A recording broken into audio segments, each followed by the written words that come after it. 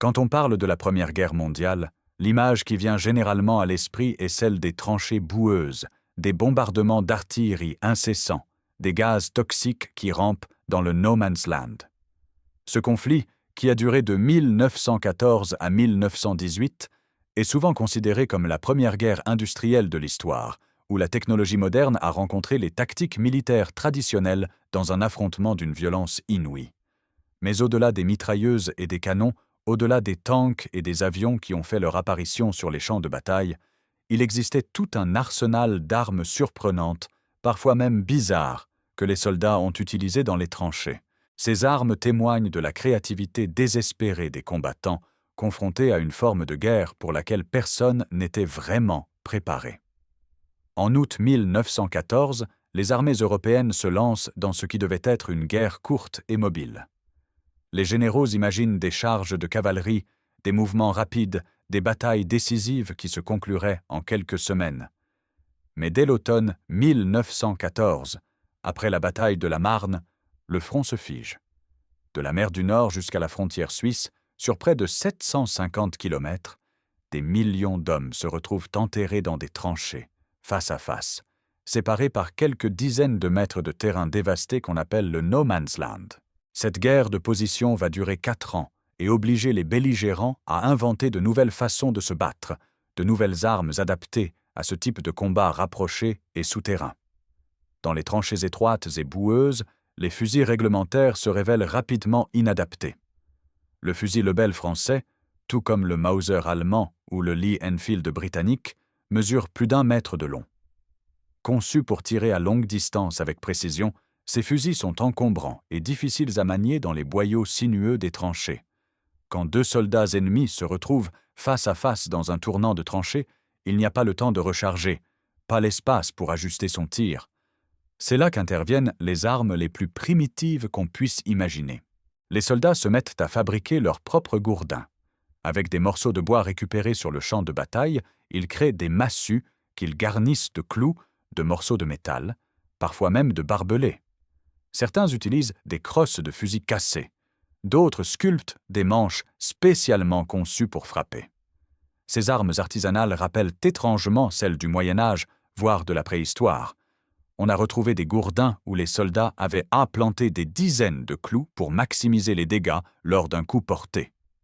D'autres avaient fixé des boules de métal à l'extrémité d'un bâton, créant ainsi une sorte de masse d'armes médiévales.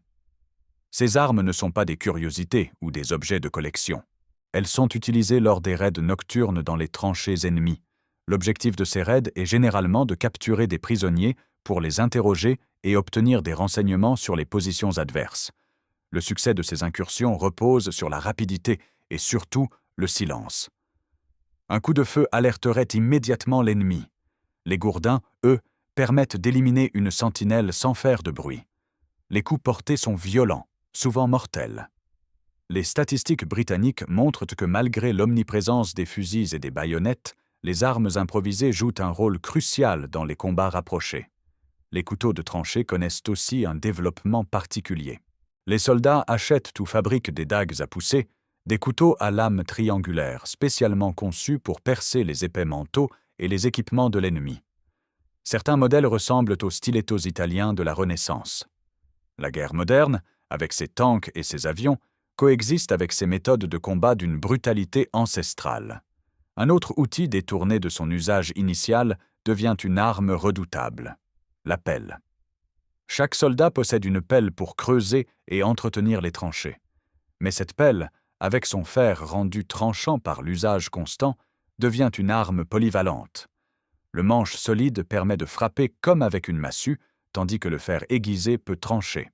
Les témoignages d'anciens combattants décrivent des corps à corps où les soldats s'affrontent à coups de pelle, transformant cet outil banal en instrument de mort. La pelle présente l'avantage d'être toujours à portée de main, sans éveiller les soupçons, contrairement à un gourdin ou un couteau qui révèlent clairement des intentions meurtrières. L'apparition des catapultes sur les champs de bataille de la Première Guerre mondiale semble relever de l'anachronisme absolu. Ces machines de siège, utilisées dans l'Antiquité et abandonnées depuis des siècles, refont surface dans les tranchées. La raison est simple, il faut trouver un moyen de lancer des grenades à main au-delà de la distance que peut atteindre un bras humain sans disposer encore de mortiers efficaces. Au début du conflit, lancer une grenade à la main permet de l'envoyer à environ 30 ou 40 mètres maximum, mais les tranchées ennemies sont souvent situées à 50, 80, voire 100 mètres. Les soldats ont besoin d'armes capables de franchir le no man's land sans s'exposer au feu ennemi. Les premières solutions sont rudimentaires. Les Français comme les Britanniques construisent des catapultes en bois, utilisant des élastiques et des ressorts pour propulser les grenades.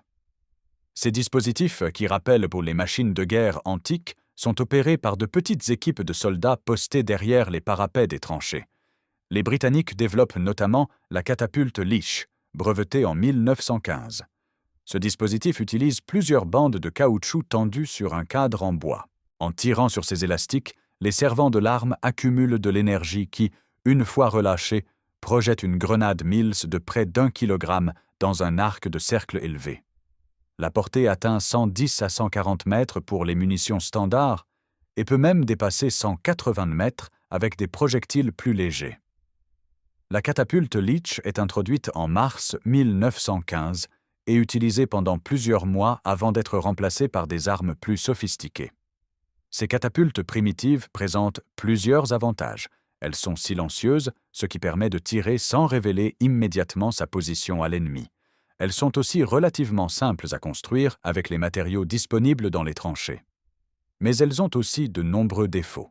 La précision laisse à désirer, et la cadence de tir est faible. Les servants se fatiguent rapidement à force de tendre les ressorts ou les élastiques. L'entretien est difficile, surtout avec l'humidité constante des tranchées qui abîme le bois et détend les élastiques. Certains soldats français improvisent leur propre version de ces catapultes, utilisant du bois de récupération et tout ce qu'ils peuvent trouver comme ressorts ou élastiques. Ces créations artisanales témoignent de l'ingéniosité des combattants confrontés à des problèmes tactiques urgents. Mais l'armée comprend rapidement qu'il faut des solutions plus fiables et plus efficaces. Parmi toutes les armes inattendues de la Grande Guerre, l'arbalète lance-grenade française occupe une place particulière.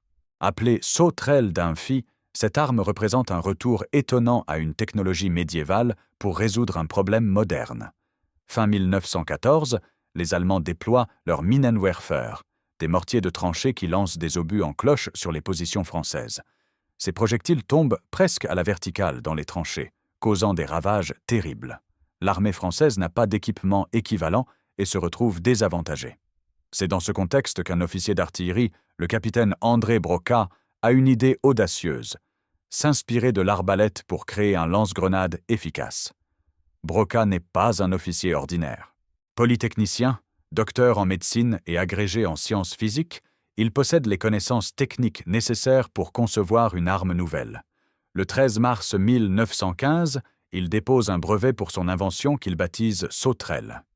Dans le dépôt de brevet, il explique que son arme est destinée à projeter jusqu'à quelques centaines de mètres au moyen de l'énergie emmagasinée dans des ressorts présentant une inertie aussi faible que possible, des grenades, des bombes et autres engins pesant de 1 à 10 kg. L'arbalète elle-même pèse 29 kg et mesure environ 1,5 m de long. Elle se compose de 2 tiges d'acier flexibles qui, lorsqu'on les tend, accumulent l'énergie nécessaire pour propulser le projectile. Le système de tension est actionné par 2 manivelles que les servants tournent pour bander les ressorts. Une fronde attachée aux extrémités des tiges d'acier reçoit la grenade. L'arme dispose d'une règle métallique graduée de 40 à 76 cm sur laquelle glisse un curseur permettant de régler la portée. Pour tirer à une distance donnée, les servants consultent une table de tir fixée sur l'arbalète, positionnent le curseur, tendent les ressorts avec les manivelles, placent la grenade dans la fronde, puis libèrent le mécanisme. La sauterelle peut lancer jusqu'à 4 grenades par minute à une distance d'environ 125 mètres, soit bien plus loin qu'un homme ne pourrait les lancer à la main. Les grenades utilisées sont des modèles standards français F1 ou britanniques Mills. L'arme nécessite généralement 2 servants. L'un s'assoit sur une sellette fixée à l'arbalète et actionne les manivelles, tandis que l'autre se tient debout, à côté, aide à la tension et place les grenades dans la fronde.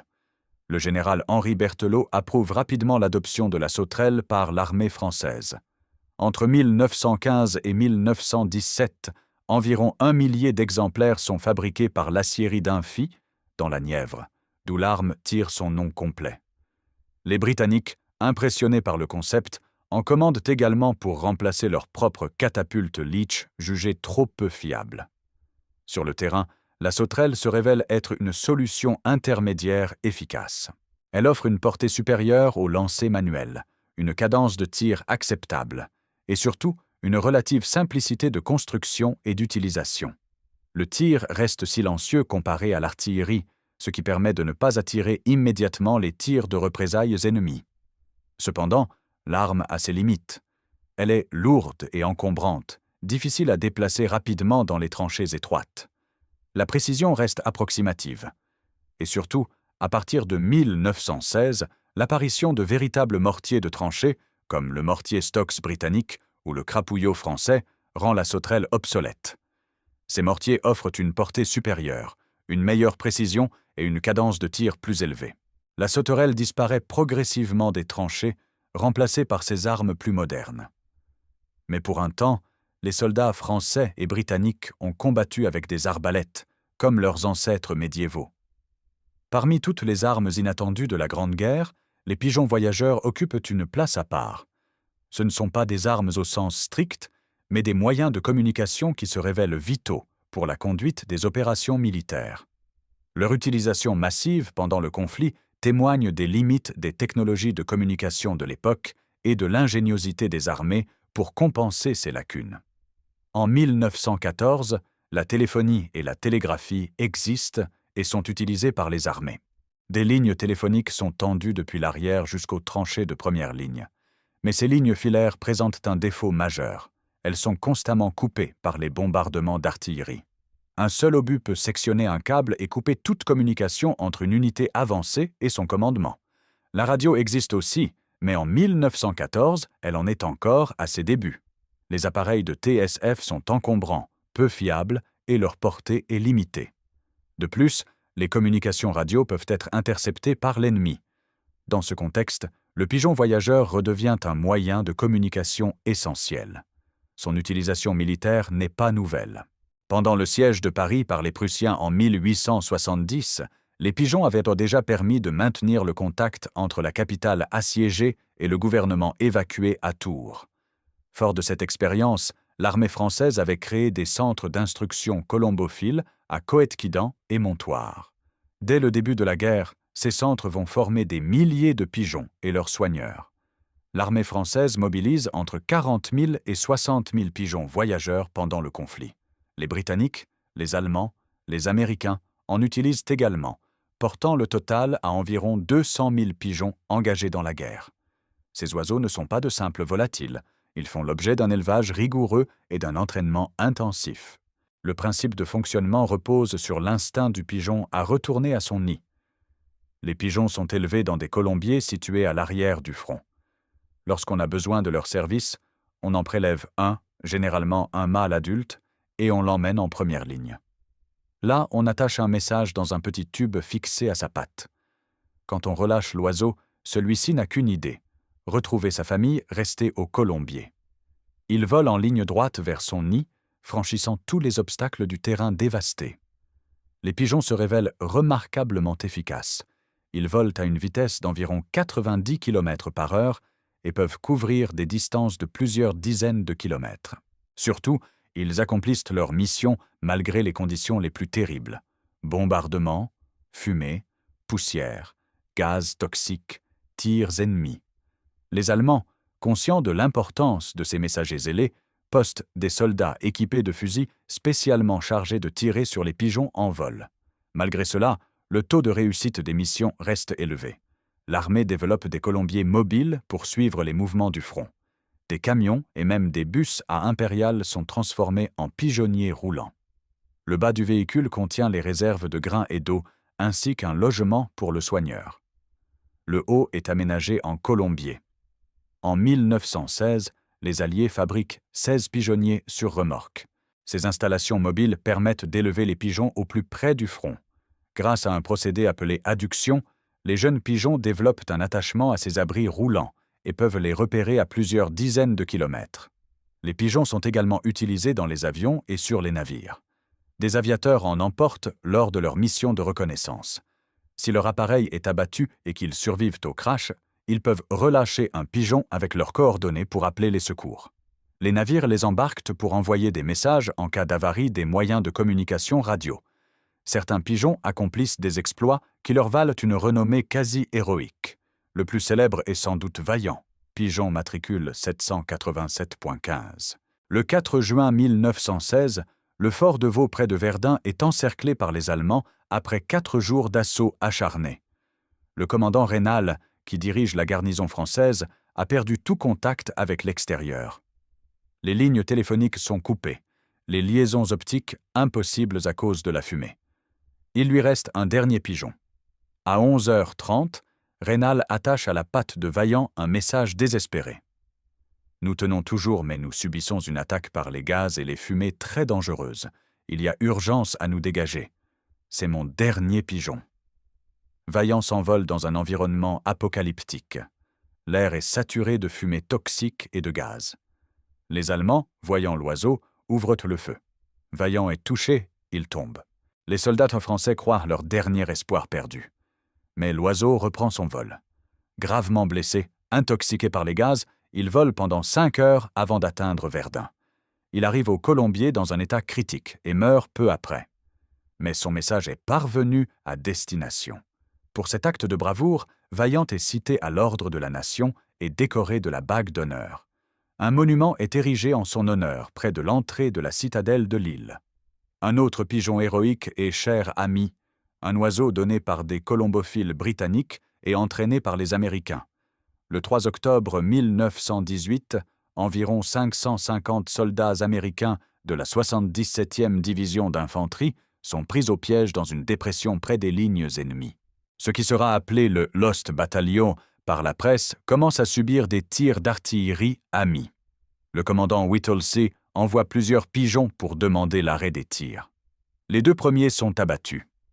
Le 4 octobre, il relâche Cher Ami avec un message urgent. « Nous sommes le long de la route parallèle au 276.4. Notre propre artillerie fait un tir de barrage sur nous. Pour l'amour du ciel, arrêtez !» Les Allemands ouvrent le feu sur l'oiseau.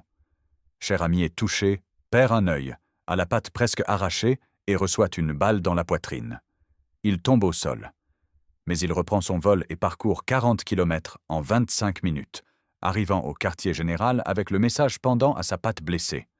L'artillerie cesse le feu. 194 hommes sont sauvés.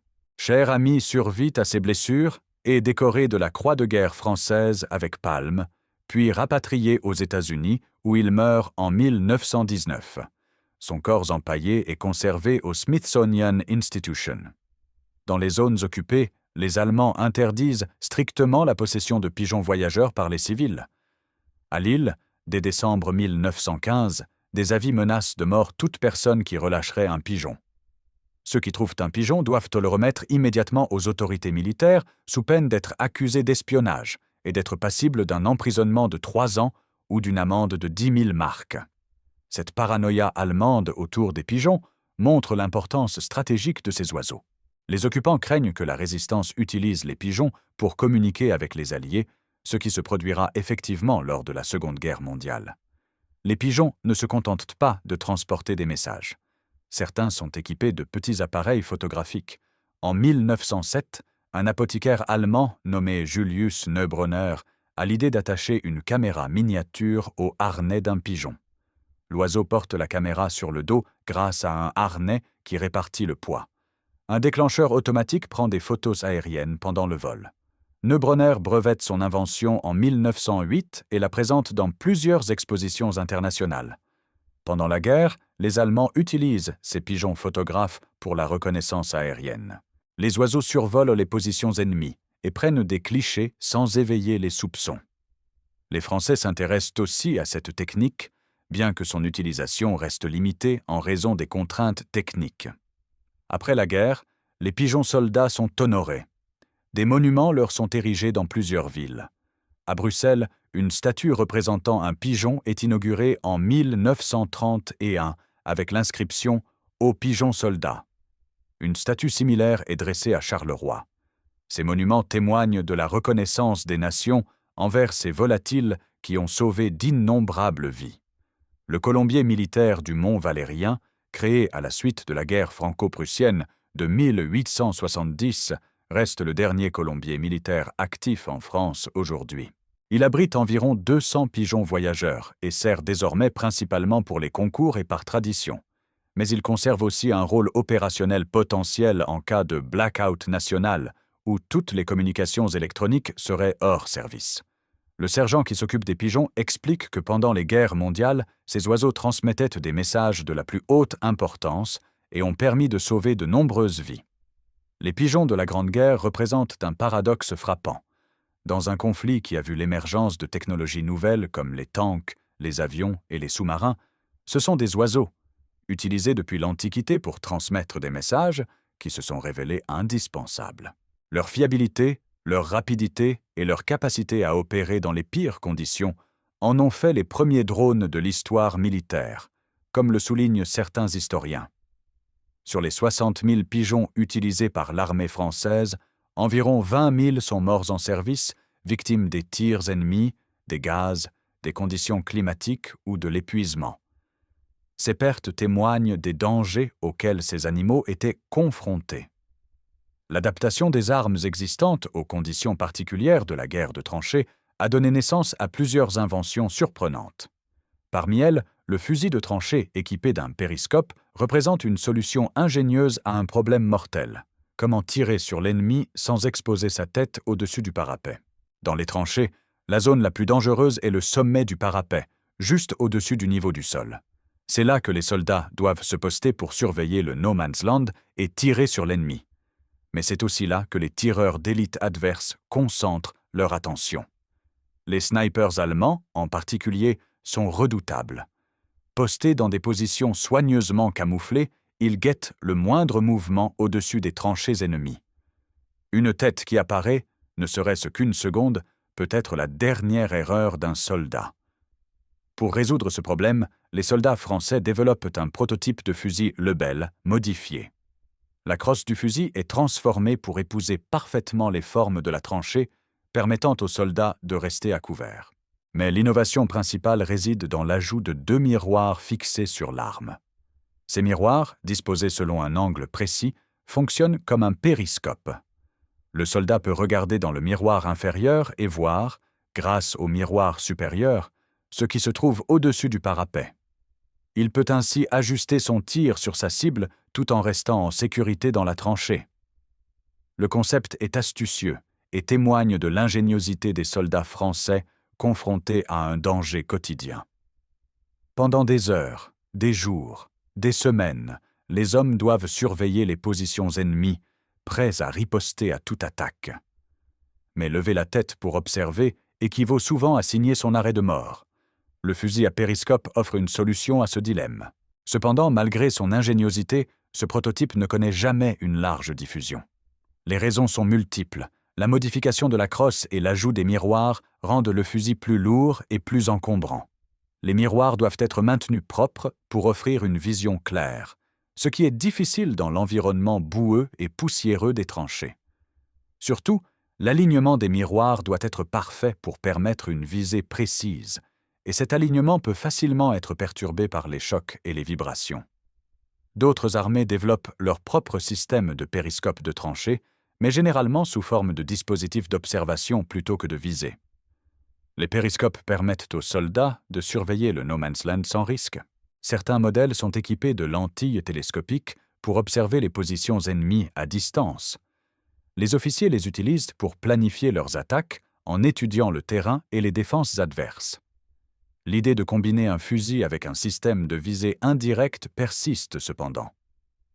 Pendant la Seconde Guerre mondiale, certains fusils seront équipés de dispositifs permettant de tirer depuis un angle oblique. L'utilisation de caméras et d'écrans dans l'armement moderne prolonge ce concept.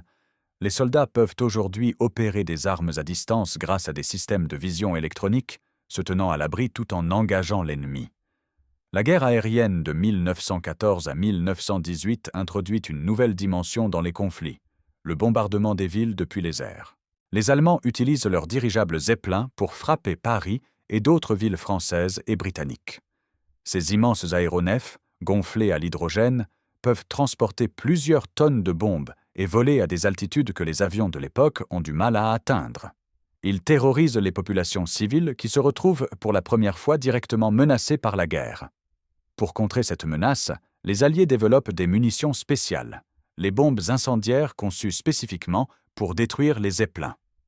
Ces bombes exploitent la principale faiblesse des dirigeables. L'hydrogène qui les maintient en l'air est extrêmement inflammable. Une simple étincelle peut transformer un Zeppelin en boule de feu. Les bombes incendiaires sont de forme tronconique et contiennent un mélange de produits chimiques hautement inflammables. Quand un avion de chasse parvient à s'approcher d'un Zeppelin, il largue ces bombes qui, en explosant, créent une gerbe de flammes capable d'enflammer l'enveloppe du dirigeable. Les premiers succès de ces armes se produisent en 1916, quand plusieurs Zeppelins sont abattus en flammes au-dessus de la France et de l'Angleterre. Une bombe incendiaire conservée au musée de l'armée témoigne de cette guerre aérienne. Lâchée en banlieue parisienne dans la nuit du 20 mars 1915, cette bombe s'écrase sur le pavillon d'un propriétaire sans exploser, causant plus de surprises que de dégâts. L'examen de ces bombes montre leur conception ingénieuse.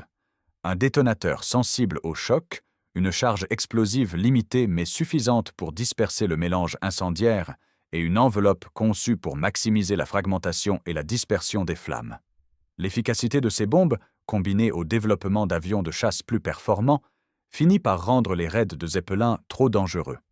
À partir de 1917, les Allemands réduisent considérablement l'utilisation de leurs dirigeables pour les bombardements, les remplaçant par des avions bombardiers. Les Zeppelins conservent un rôle de reconnaissance maritime, où ils sont moins vulnérables aux chasseurs ennemis. Les grenades à main existent avant 1914, mais leur utilisation reste limitée.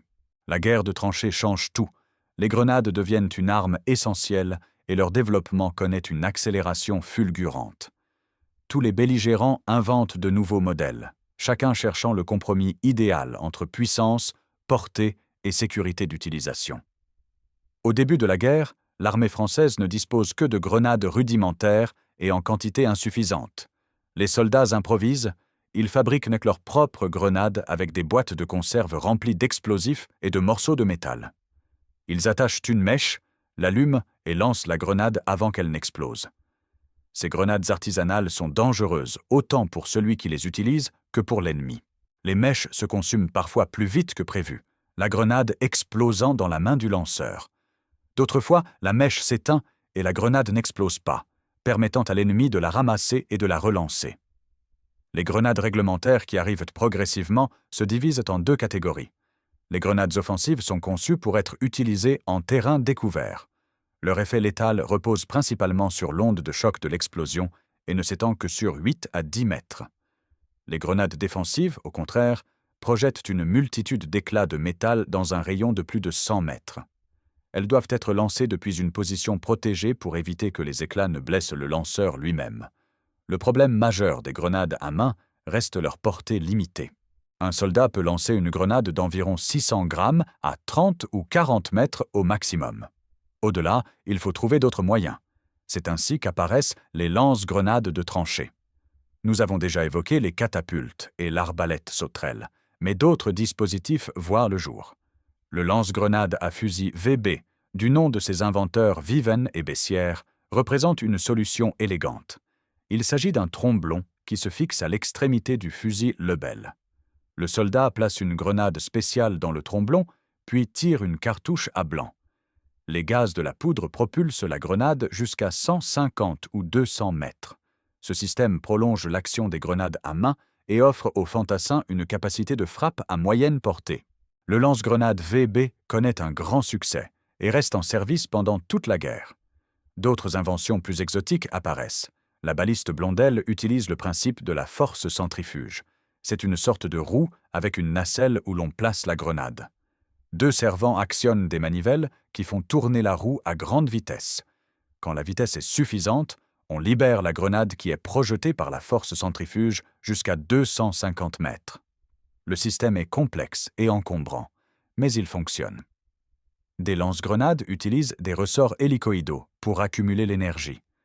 On comprime les ressorts avec des leviers ou des vis, on place la grenade, puis on libère les ressorts qui propulsent le projectile.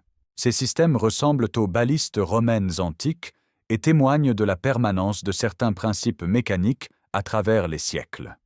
Toutes ces inventions sont progressivement remplacées par des mortiers spécialement conçus pour la guerre de tranchées. Les Allemands ont une longueur d'avance avec leur Minenwerfer, disponible dès le début de la guerre.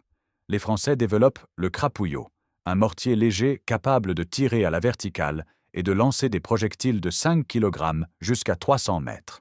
Les Britanniques adoptent le mortier Stokes, d'une conception particulièrement simple et efficace, qui deviendra le modèle des mortiers modernes.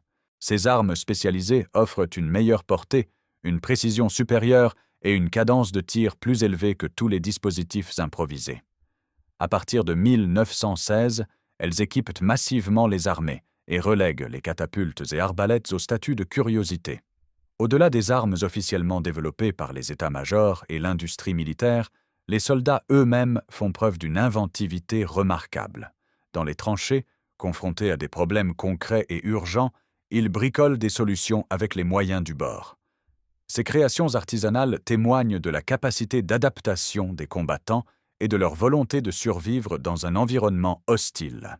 Dès la fin de 1914, alors que la guerre de position s'installe, les soldats comprennent que leur équipement standard n'est pas adapté. Les premiers mois de la guerre ont été marqués par l'improvisation à tous les niveaux.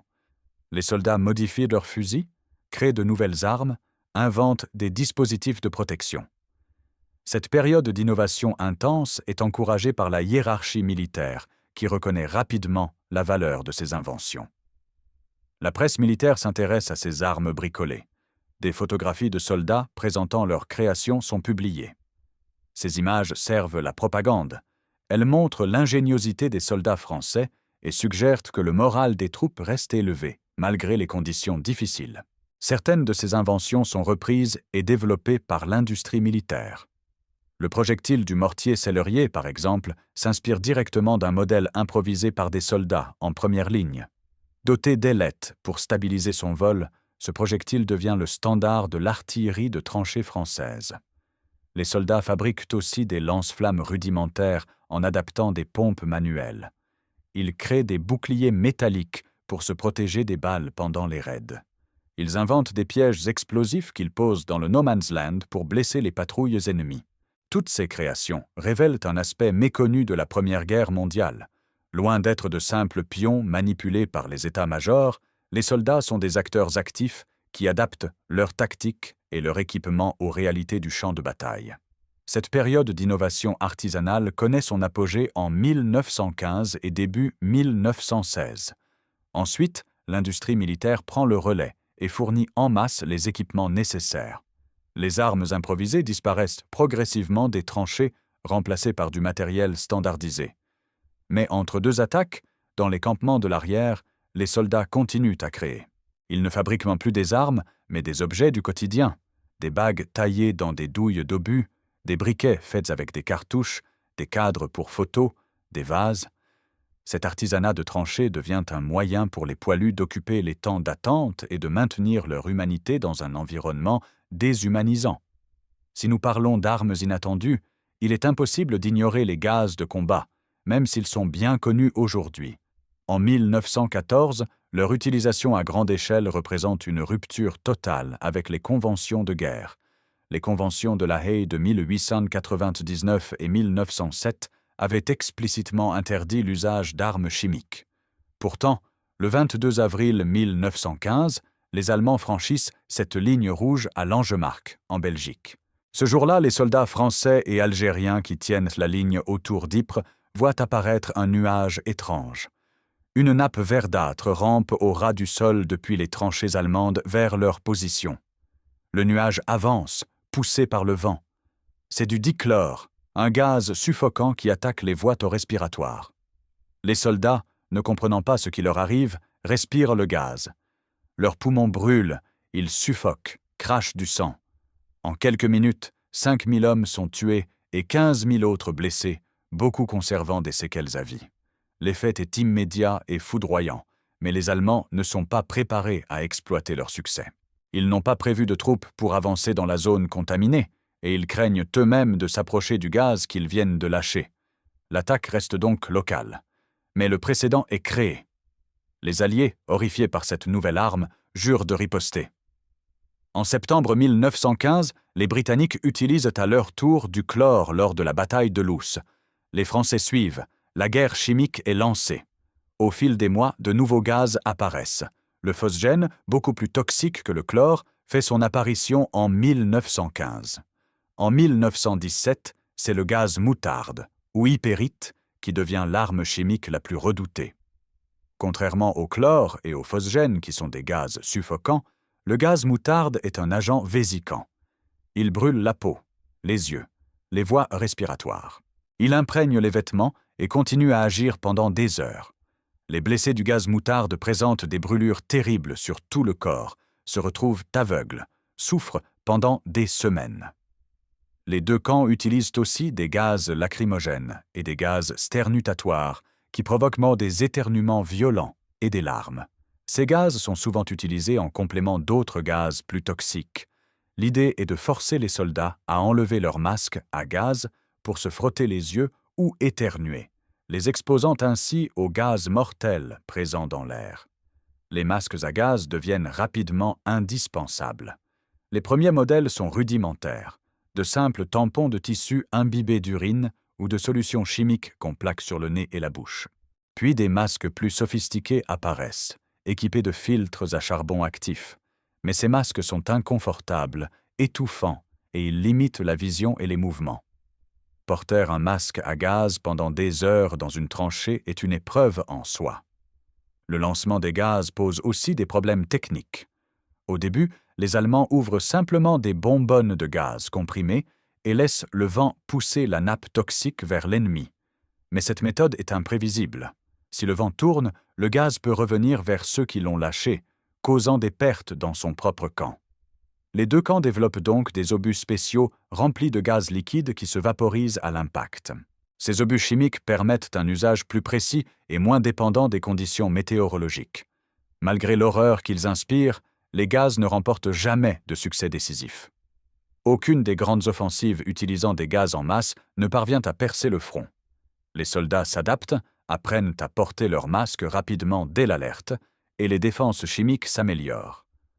Au final, les gaz causent environ 1 million de victimes pendant la guerre, dont 90 000 morts, soit une proportion relativement faible comparée aux 10 millions de morts du conflit. Mais leur impact psychologique est immense. Le gaz représente une menace invisible, insidieuse, qui peut frapper à tout moment sans qu'on le voie venir. Après la guerre, l'horreur des gaz chimiques reste gravée dans les mémoires. Les images des soldats aveugles, tenant leurs camarades par l'épaule pour être guidés, les récits des agonies terribles, tout cela marque profondément les consciences. En 1925, le protocole de Genève interdit l'usage des gaz toxiques et des armes bactériologiques en temps de guerre. Cette interdiction sera globalement respectée pendant la Seconde Guerre mondiale, du moins sur les fronts européens, même si les nazis utiliseront les gaz dans leurs camps d'extermination. Que nous apprennent ces armes surprenantes sur la Première Guerre mondiale? Elles révèlent d'abord l'impréparation des armées face à la guerre de tranchées. En août 1914, aucun état-major n'a prévu que le conflit se figerait pendant 4 ans. Les généraux imaginent une guerre de mouvement, des charges de cavalerie, des manœuvres rapides. La réalité du front les force à improviser et à innover dans l'urgence. Ces armes témoignent aussi de la créativité et de la résilience des soldats. Confrontés à des problèmes mortels, ils trouvent des solutions avec les moyens disponibles. Ils transforment des outils en armes, ressuscitent des technologies anciennes, inventent de nouveaux dispositifs. Cette capacité d'adaptation est une constante de la nature humaine face à l'adversité. Elles illustrent également le paradoxe de la modernité. La Première Guerre mondiale est considérée comme le premier conflit industriel moderne. Les tanks, les avions, les sous-marins, la guerre chimique, tout cela annonce les guerres du XXe siècle. Pourtant, au cœur de ce conflit moderne, on retrouve des massues, des arbalètes, des catapultes, des pigeons. Le passé et le futur coexistent dans les tranchées. Certaines de ces armes ont laissé un héritage durable. Les mortiers de tranchée sont les ancêtres des mortiers modernes, toujours utilisés aujourd'hui. Les grenades à main sont devenues un équipement standard de toutes les armées. Les masques à gaz ont évolué, mais conservent le même principe de base. Les pigeons voyageurs ont certes disparu de l'arsenal militaire, mais leur rôle de messager a été repris par les drones modernes qui accomplissent des missions similaires. D'autres armes sont restées des curiosités historiques. Les arbalètes lance-grenades, les catapultes, les gourdins médiévaux appartiennent au passé. Mais ils rappellent une période où les armées devaient innover rapidement pour survivre, où chaque soldat pouvait devenir un inventeur, où les frontières entre le passé et le présent devenaient floues.